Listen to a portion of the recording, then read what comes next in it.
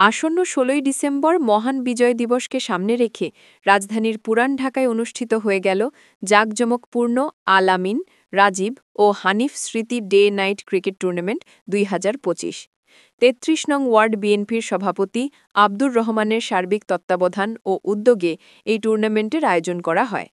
গতকাল শনিবার রাজধানীর পুরান ঢাকার ঐতিহ্যবাহী পাকিস্তান মাঠে এই টুর্নামেন্টের খেলা অনুষ্ঠিত হয়।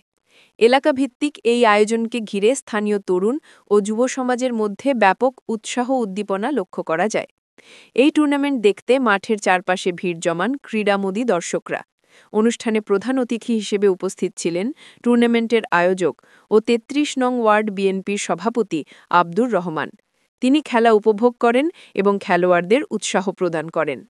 আয়োজকরা জানান, মহান বিজয় দিবসের চেতনা নতুন প্রজন্মের মাঝে ছড়িয়ে দিতে এবং এলাকার যুব সমাজকে খেলাধুলার প্রতি আগ্রহী করে তুলতে আল আমিন, রাজীব ও হানিফ স্মৃতিতে এই টুর্নামেন্টের আয়োজন করা হয়েছে।